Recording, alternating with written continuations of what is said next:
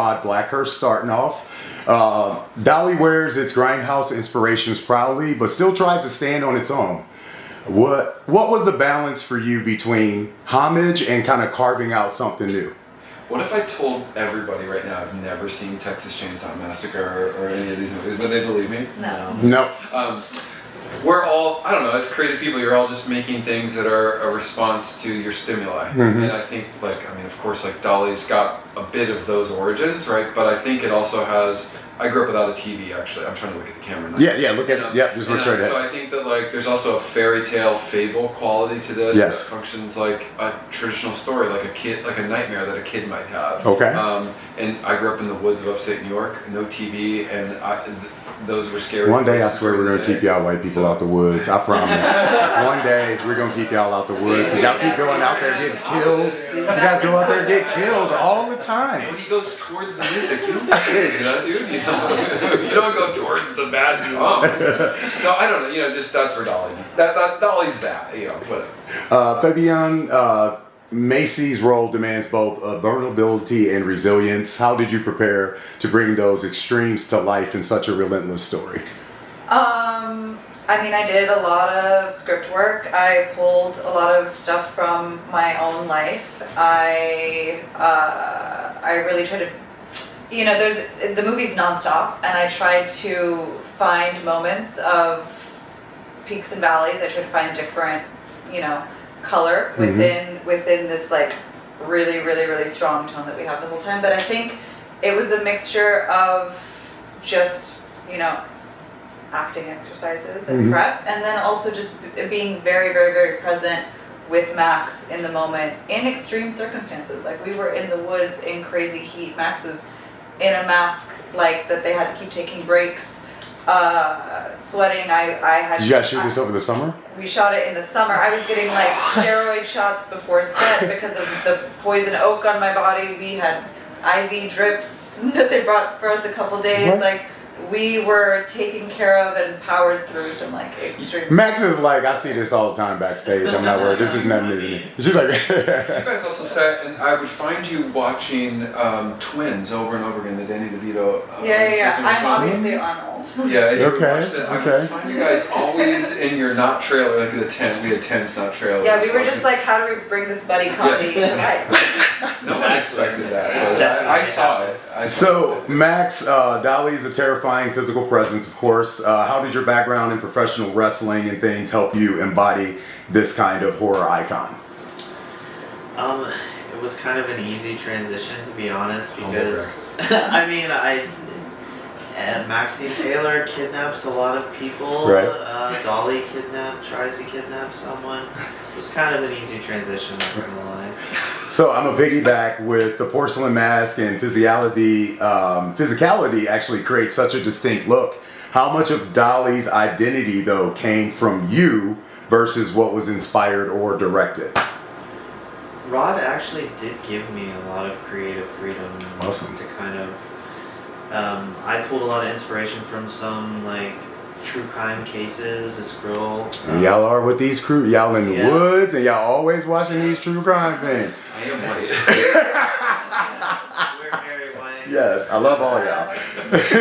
Yeah, I just pulled inspiration. I'm also a parent, so there's some moments that I pulled from just things I've experienced. I do have trauma in my family, and I have some people that have some learning disabilities in my family. So there was just a lot of things that I pulled through that I imagined Dolly to have gone through, or where Dolly's developmental levels were and things like that. Okay, Rod. The brutality in this film is front and center. How did you approach the gore? As spectacle, as commentary, or simply as just raw entertainment? Well, the gore is good because of our incredible special effects team, Ashley Thomas. Call them out, man. Call them out. Seriously, people need to go look up yellow moth makeup. Okay. And if they need these sorts of practical effects done, There's only two of them. Yes, it's only two of them, right? Two. Ashley, Just two people? Two people. In the whole entire crew? They care so Yes. Okay. much. They put so much love into what they do. it's only good. I can't take credit for any of that, right? And I actually, at this point, like, I don't even know actually where. I will say this maybe, as someone who loves horror films.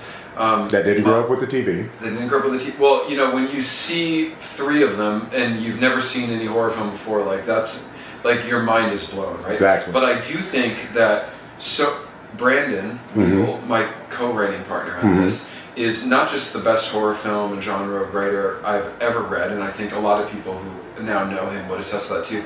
Like, his level of horror fandom is deeper than any human being I know of, and he as a writer, I think he's always trying to challenge himself to, like, how to do something that hasn't been done before. And of course it needs to be symbiotic and fit with the narrative For sure. and be a response to what's happening. But I mean, there is a bit of, like, playfulness to all of this too, which is, yes, this movie is grounded in real stress and pain and darkness and horror, but like, there needs to be a spoonful of sugar to that too, and it needs to fit inside of it. Like, it's not just trying to be comical or absurd for absurd's sake. There's actually a reason why the deaths and the violence in this film happen. It is all a narrative reflection to either something that Dolly's going through or something that's Dolly's experiencing relative to what Macy's providing Dolly. It's there for a reason. Okay. Last question for Fabianne. Being at the center of Dolly's terror, what was the most challenging part of shooting those high intensity sequences? I mean, it was a very, very intense place to be in mentally for such a continued, you know, length of time. It wasn't easy. It was definitely a difficult shoot, but I think that luckily, like, we would all of us were kind of staying, not everyone, but a group of us were staying at the same hotel. We would have dinner together every night. We would collectively kind of unload the burdens of the day together and, like, start again in the morning, and it was how many times they try to kick you out of the hotel? Oh, they did not want to stop. Okay. They're like, who are these people? What is going on here? Yeah, they keep talking about the blood in the elevator. Yeah. That's just from the night staff. That's okay. Max, my last question for you, the porcelain mask. I actually already talked to you about that, so I really want to dig more into what's in the future for you. Do you want to continue doing things like this, being in more movies, being this kind of iconic character? I mean, we need some other versions of Kane Hodder's essentially in this world, right? And I mean, I feel like Max the Impaler can be that type of iconic person that can play all these multitude of great characters. What about you? That's an excellent question because I'm no longer with NWA. Okay. So it's kind of serendipitous the fact that I'm not with that company and we're here at Fantastic Fest. Everything. Yeah. It's kind of weird, just saying. But it's been my dream since I was a kid. I've loved horror since I can remember. So I would always wanted to be a horror monster, movie monster, but I never thought that would be true. I thought maybe wrestling was the best I would get. Yeah. So I am hoping that this will lead to more opportunities or more Dolly or... Awesome. Me too. Yeah. Rod, what's something you hope people take away from the film after they see it? Oh. And we'll wrap it up with this one. I just hope that you either like it or you hate it. Like, I'm happy. I love that answer. Yeah. But I mean that. Like, I mean, we're just trying to make something. It's selfish, right? That we want to make something that we want to see in the world. It's not going to be for everyone. Right. I just meant if you don't like it, tell me what you don't like about it. Like, I also want to make movies that people watch and give them something. And horror has been such a big. The horror film and the horror community has been such a big part of my life. I also want to contribute. So there's going to be more Dolly. Don't you worry. Awesome. That's what I like to hear. Yes, that's what I like to hear. And I just we're starting out here today. We're just like it or love it. Tell us about it. Okay, awesome. Well, you guys will be reading my review about it soon. Thank you so much for your time. I really appreciate you guys being so candid about everything. And we look forward to all the success coming for Dolly and you guys in the near future, okay? Thank you guys so much.